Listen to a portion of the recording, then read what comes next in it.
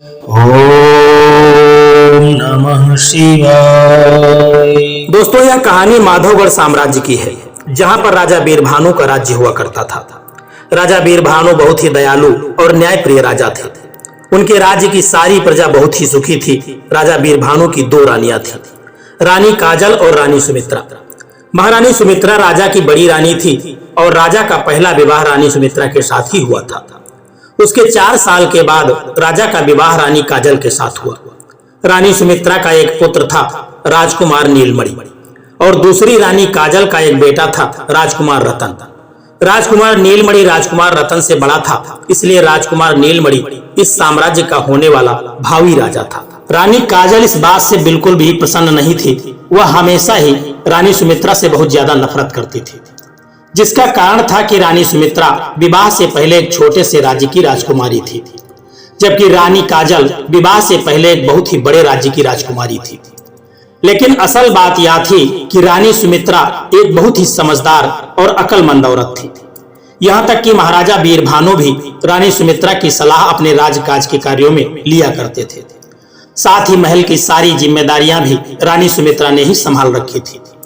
दूसरी तरफ महारानी काजल को यह बात बिल्कुल भी पसंद नहीं थी कि एक छोटे से राज्य से आई हुई राजकुमारी इतने विशाल साम्राज्य की महारानी बने और महल के हर कामकाज को संभाले। रानी काजल को यह भी लगता था कि सुमित्रा का बेटा नीलमणि महाराज का उत्तराधिकारी है और आगे चल करके वही इस विशाल साम्राज्य का राजा बनेगा। इन्हीं सभी कारणों से रानी काजल बड़ी रानी जो सुमित्रा थी उनसे नफरत करती थी।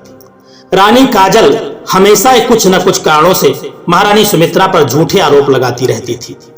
इन सब स्थितियों के बावजूद भी राजा बीरभानु अपनी दोनों रानियों को बराबर सम्मान देते थे।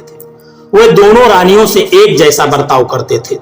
जब रानी काजल की कोई छोटी मोटी चालबाजियां नाकामयाब होती तो उसने एक ऐसी योजना बनाई जिससे वह बड़ी रानी सुमित्रा को अपने रास्ते से हटा सके।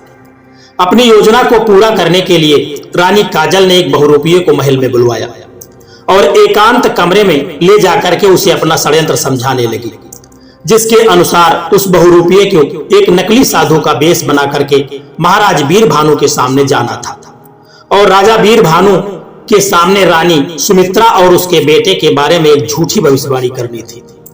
रानी काजल ने उस बहुरूपिये को महाराज बीरभानु की सारी खास बातें बता दी थी ताकि वह उन सभी बातों को राजा के सामने बता करके उन्हें प्रभावित कर सके और राजा को उस बहुरूपिये पर पूरा विश्वास भी हो जाए। अगले दिन वह बहुरूपिया एक साधु का भेष बना करके राजा के दरबार में जाकर के पहुंच गया और जितनी भी बातें रानी काजल ने उस साधु महाराज के बारे में बताई थी वह सभी बातें वह नकली साधु ने महाराज के सामने बता दी। वह सभी बातें सुनकर के राजा बीरभानु बहुत हैरान हुए और वह साधु से बहुत प्रभावित हुए। वह विचार करने लगे कि यह साधु तो सचमुच एक बहुत पहुंचा हुआ महात्मा है, यह तो कोई अंतर्यामी मालूम पड़ता है। इसीलिए राजा उस नकली साधु की सारी बातों पर विश्वास करने लगे और फिर साधु कहने लगा कि महाराज, अब जो मैं बात आपको बताने जा रहा हूं शायद वह बात आपको बहुत ही ज्यादा अजीब लगे और यह भी हो सकता है कि वह बात आपको बिल्कुल भी पसंद ना आए। यह सुनकर के राजा बीरभानु कहने लगे कि नहीं साधु महाराज, जो भी बात हो आप हमें बिना किसी संकोच के कहिए। राजा के द्वारा भरोसा दिए जाने पर जो नकली साधु था कहने लगा कि महाराज, आपके बड़े पुत्र नीलमणि भविष्य में एक अच्छे राजा साबित नहीं होंगे, वह आपका भी अच्छे से ख्याल नहीं रखेंगे। यह कहते कहते साधु एकदम से शांत हो गया। राजा ने पूछा कि महाराज, आप रुक क्यों गए, आगे कहिए, आप क्या कहना चाहते हैं। तब साधु कहने लगा कि महाराज, राजकुमार नीलमणि बड़े होने के बाद आपको जान से मार डालेंगे। यह बात सुनकर के राजा को इस बात पर बिल्कुल भी विश्वास नहीं हो रहा था। महाराज की नजरों में राजकुमार नीलमणि एक बहुत ही नेक दिल राजकुमार था और वह हमेशा अपने पिता का बहुत ही ज्यादा सम्मान भी करता था। राजा कहने लगा कि साधु महाराज, आपने जो बात कही है क्या वह सब प्रतिशत सही है, कहीं ऐसा तो नहीं है कि आपसे कोई भूल हो रही हो। बहुरूपिया कहने लगा कि नहीं महाराज, मुझसे कोई भूल नहीं हो रही है। इसके बाद साधु ने कहा कि महाराज, मेरी सलाह तो यही है कि आप अगर अपना जीवन बचाना चाहते हैं तो आपको राजकुमार नीलमणि को इस महल के बाहर निकाल देना चाहिए। अपनी जान बचाने का आपके पास केवल एक यही रास्ता है। यह सब कहने के बाद वह नकली साधु वहां से चला गया। यह सारी बातें सुनने के बाद महाराज वीरभानु बहुत ही दुखी हुए। भविष्य में उनका चहेता बेटा उनके प्राण ले लेगा, उस रात राजा को बिल्कुल भी नींद नहीं आई। वह सारी रात बिस्तर पर करवट बदलते रहे और उसी रात राजा ने यह फैसला ले लिया कि वह राजकुमार नीलमणि को अपने राज्य से बाहर निकलवा देंगे। और अगले ही दिन महाराज वीरभानु ने राजकुमार नीलमणि को अपने राज्य से बाहर निकालने का आदेश दे दिया। जिस समय यह घटना घटित हुई उस समय राजकुमार बहुत ही छोटे थे। जब रानी सुमित्रा को इस आदेश का पता चला तो मानो उन पर दुख का पहाड़ टूट पड़ा। रोती बिलखती हुई वो महाराज के पास पहुंची और उनसे ऐसा न करने की प्रार्थना करने लगी, परंतु महाराज वीरभानु पर इसका कोई असर नहीं हुआ। रानी सुमित्रा ने उन्हें मनाने की बहुत कोशिश की, परंतु जब उन्होंने देखा कि राजा अपने फैसले पर बिल्कुल अटल है तो वह कहने लगी कि ठीक है महाराज, जैसे आप किया गया। अगर आप मेरे पुत्र को इस महल से निकालना ही चाहते हैं तो मेरा भी फैसला सुन लीजिए। मैं अपने पुत्र को कहीं पर भी अकेला नहीं जाने दूंगी, इसीलिए मैं भी अपने पुत्र के साथ इस राज्य को छोड़ दूंगी। बड़ी रानी सुमित्रा के ऐसा कहने पर भी राजा वीरभानु अपने फैसले से टस-मस नहीं हुई। इसके बाद रानी सुमित्रा अपने पुत्र नीलमणि को लेकर के महल से और फिर उस राज्य से दूर चली गई। कुछ दिनों के सफर के बाद दोनों माँ बेटे एक दूसरे राज्य जिसका नाम था सोनपुर, वहां जाकर के पहुंच गए और वहीं पर रहने लगे। रानी सुमित्रा एक बहुत ही समझदार औरत थी। वह मिट्टी के घड़े बना करके और उन्हें बेच करके अपने घर का गुजारा करती थी। अब वो दोनों एक साधारण सा जीवन व्यतीत कर रहे थे। राजकुमार नीलमणि अपनी माँ की सहायता किया करता था। इस तरह से रानी सुमित्रा और राजकुमार नीलमणि का जीवन रातों रात पूरी तरह से बदल गया। वे दोनों एक महल से एक झोपड़ी में पहुंच चुके थे। समय अपनी गति से बीत रहा था। अब राजकुमार नीलमणि बड़ा हो चुका था। दूसरी तरफ माधवगढ़ में राजकुमार रतन भी बड़ा हो चुका था। वह बहुत ही ज्यादा घमंडी और नाकारा किस्म का राजकुमार था। वह कभी भी अपने पिता से तमीज से बात नहीं करता था। उसका व्यवहार एक अच्छे राजकुमार के जैसा नहीं था। राजा वीरभानु हर समय रतन को समझाने का प्रयास करते थे कि तुम इस विशाल साम्राज्य के राजकुमार हो और कल को तुम्हें ही साम्राज्य का राजा बनना है, इसीलिए तुम्हें हर कला में निपुण होना चाहिए।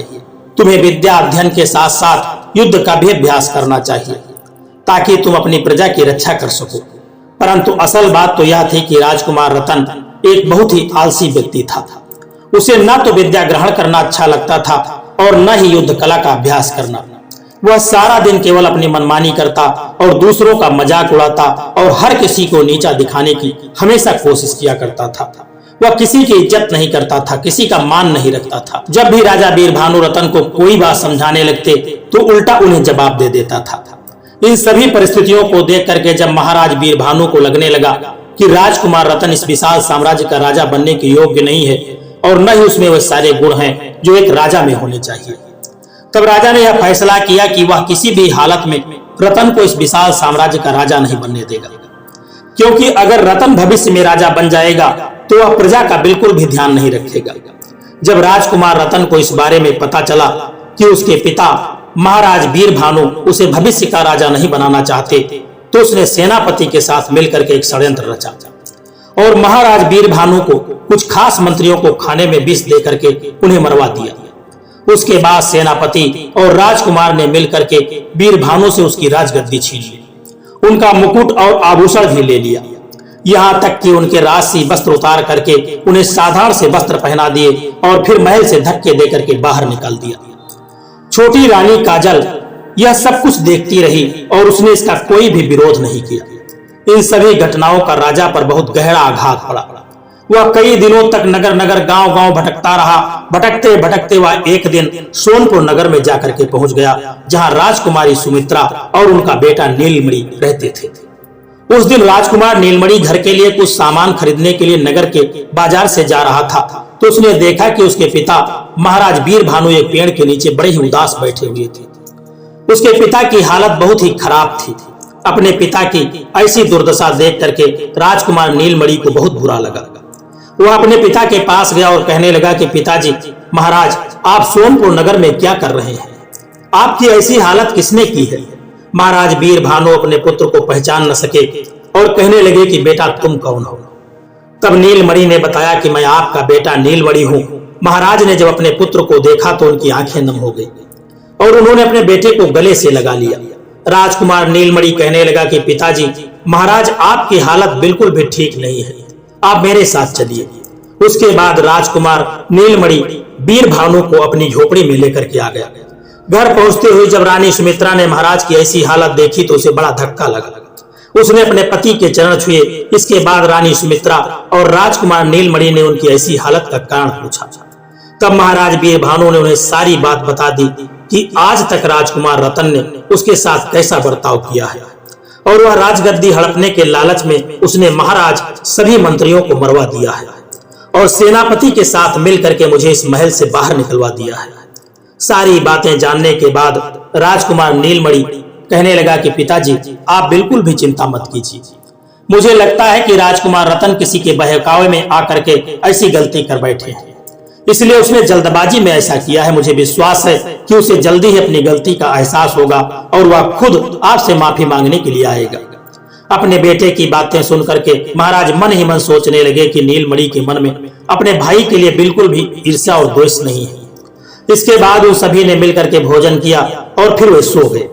उस दिन के बाद से महारानी सुमित्रा और अपने बेटे नीलमणि के साथ रहने लगे। उस दिन के बाद महाराज अपनी महारानी सुमित्रा और अपने बेटे नीलमणि के साथ रहने लगे। वे दोनों महाराज वीरभानु का बहुत ज्यादा ध्यान रखते थे। तीनों पहर जब राजा भोजन कर लेते उसके बाद ही राजकुमार भोजन करता था।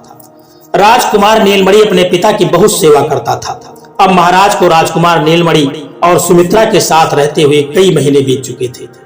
एक दिन जब राजा वीरभानु अकेले बैठे हुए थे तो सोचने लगे कि मैंने तो राजकुमार नीलमणि को महल से निकलवा दिया था और उसका जीवन पूरी तरह से बर्बाद कर दिया था। मेरी वजह से ही रानी सुमित्रा और उसके बेटे नीलमणि को इतनी दूर एक अनजान जगह में अकेले जीवन बिताना पड़ रहा है और मेरे ही कारण उन्हें रातों रात महल से एक झोपड़ी में आना पड़ा। इतना सब कुछ हो जाने के बाद भी मेरा बेटा नीलमणि मुझे कितना सम्मान दे रहा है और मेरी कितनी सेवा कर रहा है। वही दूसरी तरफ राजकुमार रतन, जिसे मैंने हमेशा से सब कुछ दिया, उसकी सभी इच्छाएं पूरी की और उसने राज्य हड़पने के लालच में मुझे महल से धक्के दे करके निकाल दिया। अब महाराज वीरभानु के मन में बहुत ही पश्चाताप हो रहा था। उसे लगने लगा कि उसने अपने जीवन में यही सबसे बड़ी भूल कर दी कि उसने उस साधु की बात पर भरोसा कर दिया। परंतु अब बात तो हाथ से निकल चुकी थी। महाराज वीरभानु को अपनी पत्नी सुमित्रा और राजकुमार नीलमणि के साथ रहते हुए सोनपुर राज्य में लगभग 1 साल बीत चुका था।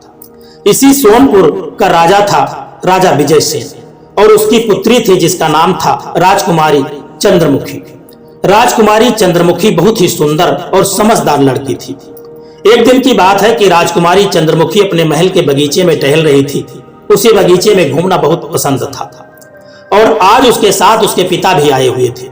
बगीचे में टहलते टहलते अचानक राजकुमारी की नजर एक पेड़ पर बैठे हुए बड़े ही सुंदर सुनहरे रंग के तोते पर पड़ गई।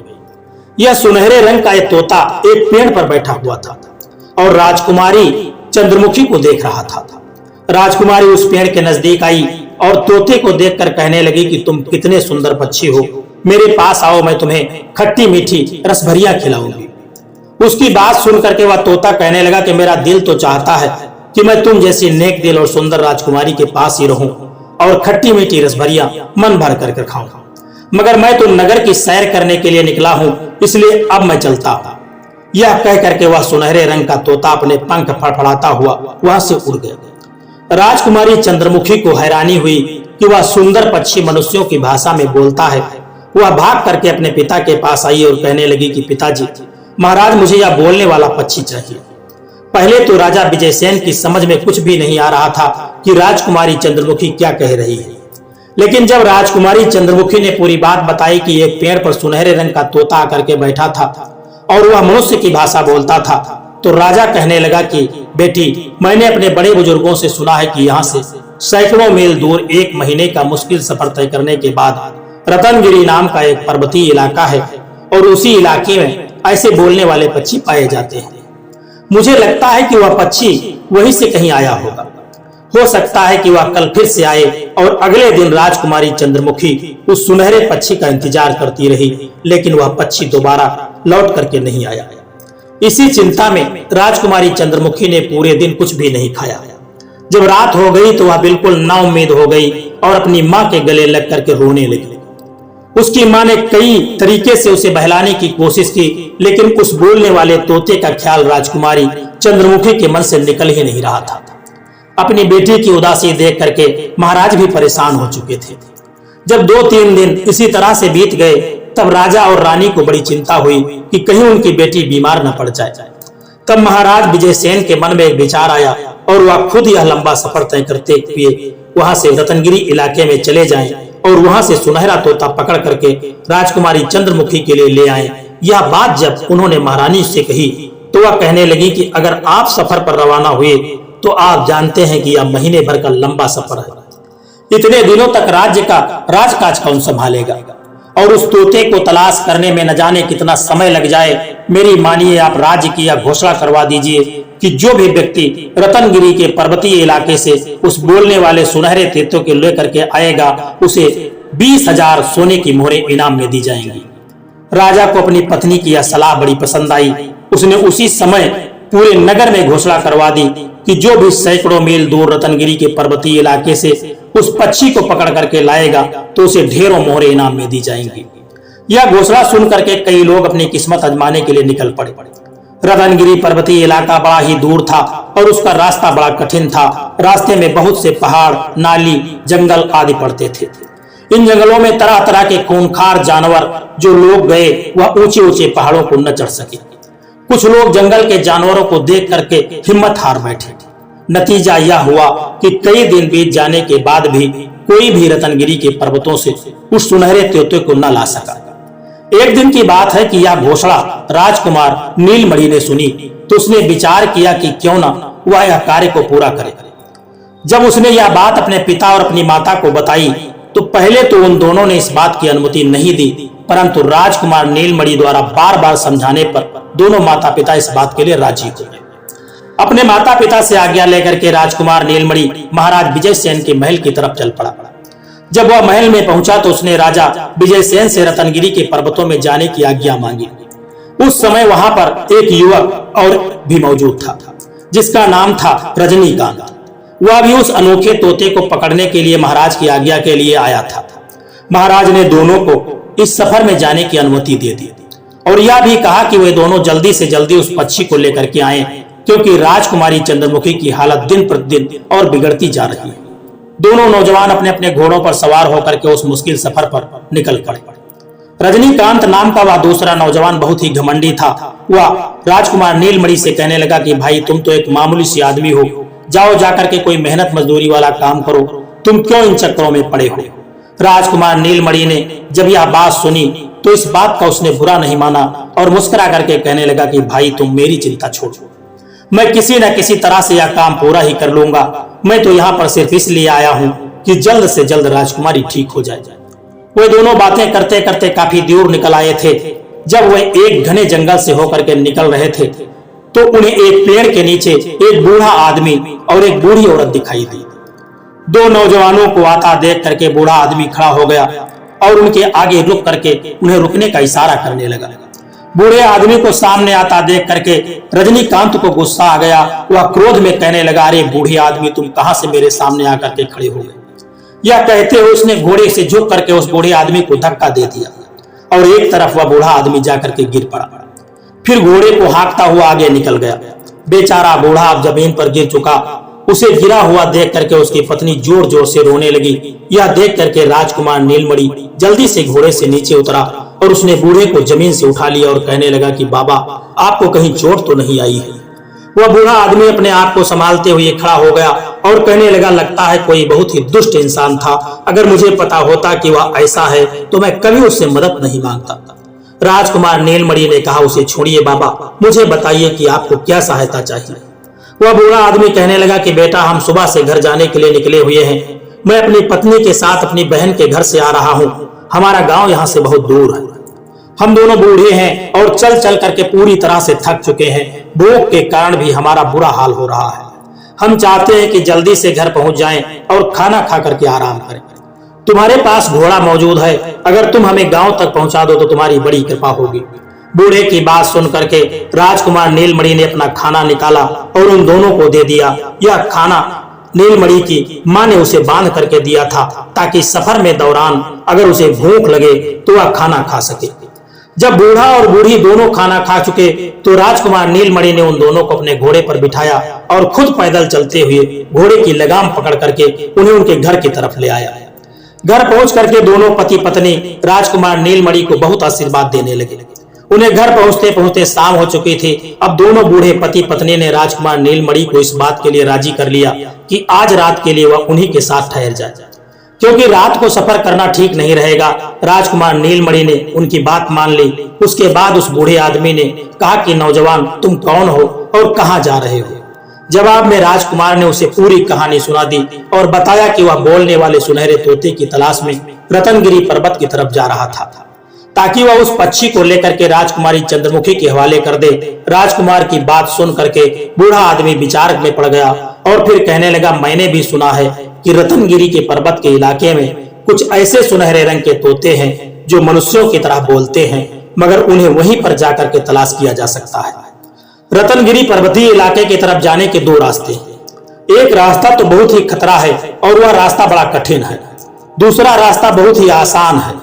अगर घोड़ा तेज तर्रार हो तो कुछ ही घंटों में वहां पहुंचा जा सकता है और उस रास्ते पर कोई खतरा भी नहीं है।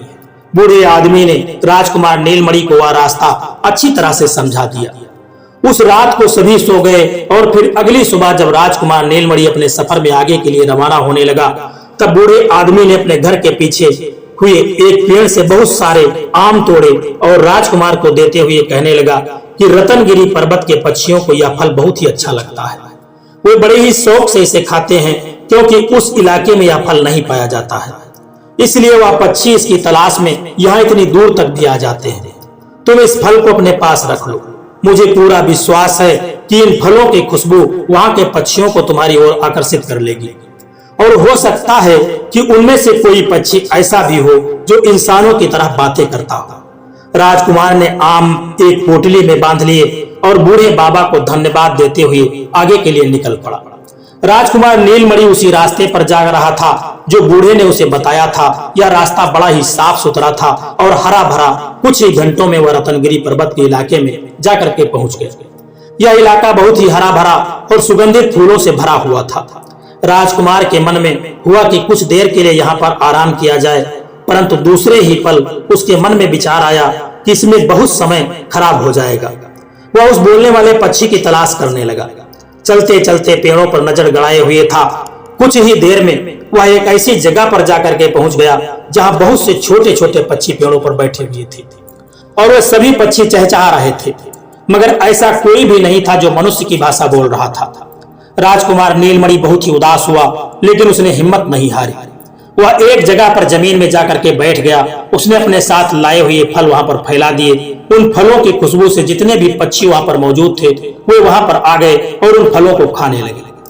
पक्षियों को देख करके राजकुमार नीलमणि कहने लगा, अरे प्यारे पक्षियों, तुम सबका क्या हाल चाल है? मगर किसी भी पक्षी ने उसकी बात का कोई जवाब नहीं दिया। राजकुमार नीलमणि समझ चुका था कि इन पक्षियों में कोई भी ऐसा नहीं है जो मनुष्य की भाषा बोलता हो। जब फल खत्म हो गए तो सभी पक्षी वहां से उड़ गए। तभी एक सुनहरे रंग का तोता उड़ता हुआ वहां पर आया और राजकुमार के सामने बैठ गया और कहने लगा, ओह, लगता है मुझे आने में देर हो गई। सारे फल तो खत्म हो चुके। राजकुमार नीलमणि उस सुनहरे तोते को मनुष्य की भाषा में बोलता हुआ देख करके बड़ा प्रसन्न हुआ। उसने एक बहुत ही बड़ा फल निकाल करके उस पक्षी के सामने रख दिया और कहने लगा कि प्यारे तोते, तुम चिंता मत करो, मेरे पास अभी और भी फल हैं। यह सुन करके वह तोता फुदकता हुआ राजकुमार के पास आ गया और मजे से उसका दिया हुआ फल खाने लगा। राजकुमार ने अपने मतलब की बात उस तोते से की कि अरे प्यारे तोते, क्या तुम मेरे साथ मेरे नगर सोनपुर में चलना पसंद करोगे? तोता कहने लगा, क्यों नहीं, मुझे तो वह इलाका बहुत ही पसंद है क्योंकि वहां पर बहुत सारे आमों के बाग हैं। अगर मैं तुम्हारे साथ चल दूं तो कहीं तुम मुझे पिंजरे में तो नहीं रखोगे, क्योंकि मुझे पिंजरे में बंद होकर के रहना बिल्कुल भी पसंद नहीं है।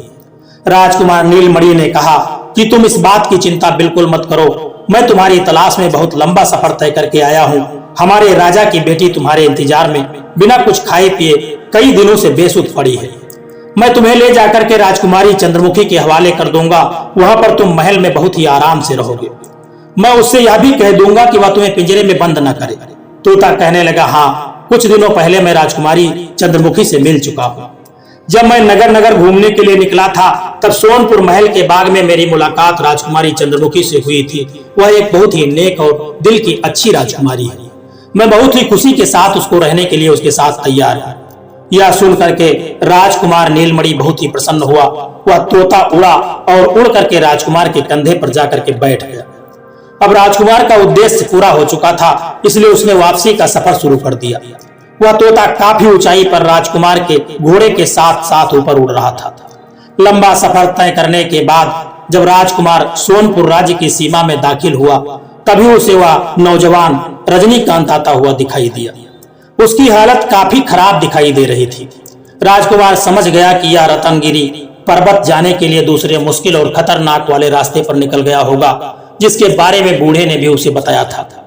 रजनीकांत ने राजकुमार को देख लिया और उसके पास आया। दोनों एक दूसरे से मिले। राजकुमार के पूछने पर रजनीकांत ने बताया कि मुझसे बड़ी गलती हुई जो इनाम के लालच में इस सफर पर निकल पड़ा। रतनगिरी पर्वत का रास्ता बड़ा ही दुर्गम है। मैं तो बड़ी ही मुश्किल से अपनी जान बचा करके भागा हूं। इसके बाद राजकुमार नीलमणि ने भी उसे अपनी कहानी सुनाई और बताया कि उसने किस तरह से उन बूढ़े पति पत्नी को अपने घोड़े पर बिठा करके उनके घर तक पहुंचाया और बूढ़े ने खुश होकर के उनकी मदद की, जिसकी वजह से वो बोलने वाला सुनहरा तोता हासिल करने में वह कामयाब हो गया। रजनीकांत कहने लगा, वो तोता तो तुम्हारे पास कहीं दिखाई नहीं दे रहा है। तब राजकुमार नीलमणि ने आसमान की तरफ इशारा करते हुए कहा कि वो देखो। रजनीकांत ने देखा कि एक बहुत ही सुंदर सुनहरे रंग का तोता उनके ऊपर मंडरा रहा था। उन दोनों को बातें करता हुआ देख करके वो तोता चिल्ला करके कहने लगा, अरे भाई जल्दी करो, कहीं ऐसा न हो कि रात हो जाए। यह सुन करके राजकुमार नीलमणि ने रजनीकांत से अनुमति ली और अपने घोड़े को आगे बढ़ने का इशारा किया। रजनीकांत ने जब उसे जाता हुआ देखा तो मन ही मन विचार करने लगा कि अगर मैंने उन बूढ़े पति पत्नी के साथ बुरा बर्ताव न किया होता तो मुझे भी आज बोलने वाला पक्षी मिल चुका होता। मैंने अपने बुरे बर्ताव और अपने घमंड की वजह से अपना ही नुकसान करवा लिया। मेरे घमंड की सजा आज मुझे मिल चुकी है। यह सब सोचते हुए वह अपने रास्ते पर चल दिया। राजकुमार नीलमणि जब महल में पहुंचा तो सुनहरे रंग के तोते को देख करके राजा बड़ा प्रसन्न हुआ। राजकुमारी चंद्रमुखी ने भी जब उस सुनहरे तोते को देखा तो वह भी खुशी से नाचने लगी। वह सुनहरा तोता राजकुमारी को सौंपते हुए राजकुमार नीलमणि कहने लगा कि राजकुमारी जी, मुझे उम्मीद है कि आप बिल्कुल स्वस्थ हो जाएंगे। यह पक्षी आपके साथ रहने के लिए बड़ी खुशी से तैयार है, परंतु आपको मुझे एक वचन देना होगा। राजकुमारी ने कहा, कहो मैं तुम्हें क्या वचन दूं? तुमने मेरी इच्छा पूरी की है, इसके बदले में तुम मुझसे जो चाहो मांग लो। राजकुमार नीलमणि ने कहा कि राजकुमारी जी, आप मुझे वचन दीजिए कि आप इस पक्षी को कभी भी पिंजरे के अंदर नहीं रखोगे। कुछ सोच करके राजकुमारी चंद्रमुखी ने कहा कि ठीक है नौजवान, मेरा यह वादा है कि मैं इस पक्षी को कभी भी पिंजरे के अंदर बंद नहीं करूंगी।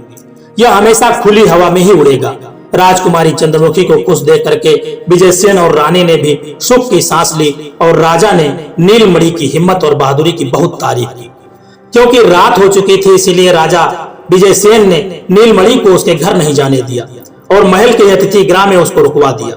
रात के समय जब विजयसेन अपनी पत्नी से बातें कर रहा था तो रानी कहने लगी कि महाराज, यह युवक इतना बहादुर और बुद्धिमान है, मुझे लगता है कि यह कोई साधारण युवक नहीं है, अवश्य यह किसी ऊंचे खानदान से संबंध रखता है। मेरी बात मानिए, आप इससे एक बार इसकी सच्चाई पता कीजिए, यह कौन है और कहाँ रहता है। मुझे तो यह हमारी राजकुमारी के लिए योग्य वर लगता है। रानी के कहने पर अगली सुबह महाराज ने राजकुमार को अपने पास बुलाया और उससे पूछने लगा कि नौजवान, सच सच बताओ कि तुम कौन हो और किस खानदान से तुम्हारा संबंध है। राजा की बात सुन करके राजकुमार नीलमणि ने महाराज विजयसेन को सारी बात सच सच बता दी और वह असल में माधवगढ़ साम्राज्य का राजकुमार नीलमणि है और किस तरह से उसके पिता ने उसे महल से निकाल दिया और उसके बाद उसके भाई ने भी पिता के साथ धोखा करते हुए उन्हें महल से निकाल दिया। इस तरह से राजकुमार नीलमणि ने अपनी पूरी कहानी विस्तार से राजा विजयसेन को बता दी। सारी बात जानने के बाद राजा विजयसेन ने कहा कि राजकुमार, इसका मतलब यह हुआ कि हमारी पत्नी का अनुमान बिल्कुल सही निकला। देखो, तुमने हमारी बेटी की जान बचाई है और हम पर बड़ा ही उपकार किया है। अगर तुम चाहो तो हम तुम्हें तुम्हारा साम्राज्य वापस दिलाने में तुम्हारी मदद कर सकते हैं। तुम वीर हो, बुद्धिमान हो, बहादुर हो और तुम चाहो तो मेरी विशाल सेना को लेकर के अपने बेईमान भाई रतन के महल पर चढ़ाई कर दो और उसे हरा करके अपना साम्राज्य वापस ले लो। तब राजकुमार नीलमणि ने कहा कि महाराज, आपका प्रस्ताव बड़ा ही अच्छा है, परंतु मुझे फैसला करने के लिए एक बार अपने माता पिता से विचार विमर्श करना पड़ेगा। इसके बाद ही मैं कोई निर्णय कर सकता हूँ। आप मुझे इस समय आज्ञा दीजिए, मैं उनसे सलाह करके जल्दी ही आपके पास वापस लौटता हूँ। इतना कह करके राजकुमार नीलमणि वापस अपने पिता वीरभानु और माता के पास जाते हैं। उसने राजा विजयसेन का प्रस्ताव अपने पिता को बताया कि वह माधवगढ़ का साम्राज्य वापस पाने में उनकी सहायता करना चाहते हैं। राजा वीरभानु यह सुनकर के बहुत ही खुश हुआ और कहने लगा कि पुत्र, इस मौके को हाथ से मत जाने दो। महाराज विजयसेन की सहायता से जल्द अपना साम्राज्य वापस प्राप्त करो। और फिर ऐसा ही हुआ। विजयसेन ने अपनी विशाल सेना राजकुमार नीलमणि और उसके पिता वीरभानु के सुपुर्द कर दी और इसके बाद माधवगढ़ में राजकुमार रतन के महल पर आक्रमण करके उसे बंदी बना लिया। तब रतन ने सारी सच्चाई उनको बताई कि यह सारा षड्यंत्र उसकी मां रानी काजल के द्वारा रचा गया था। उसने ही एक बहुरूपीय को साधु बना करके महाराज के सामने भेजा था, जिसकी झूठी भविष्यवाणी के कारण राजा वीरभानु ने सुमित्रा और राजकुमार नीलमणि को राज्य से बाहर निकाल दिया था। सारी सच्चाई जानने के बाद वीरभानु ने अपनी छोटी रानी काजल और राजकुमार रतन को देश निकाले की सजा दे दी। वह अपनी बड़ी रानी सुमित्रा और अपने बेटे नीलमणि के साथ महल में आराम से रहने लगा। कुछ समय के बाद राजकुमार नीलमणि को राजगढ़ का राजा बना दिया गया और उसका राज तिलक करने के बाद राजा वीरभानु अपना बाकी जीवन भगवान के भजन में बिताने लगे और उनके जो राजा था राजकुमार नीलमणि, उसकी शादी उस राजकुमारी से ही करवा दी गई। दोस्तों, यह कहानी आपको कैसी लगी है एक प्यारा सा कमेंट करके जरूर बताना। और यदि वीडियो आपको पसंद आया, अच्छा लगा है तो इस वीडियो को लाइक शेयर करना और चैनल को सब्सक्राइब करने की भी कृपा कर देना। जय श्री कृष्णा, राधे राधे।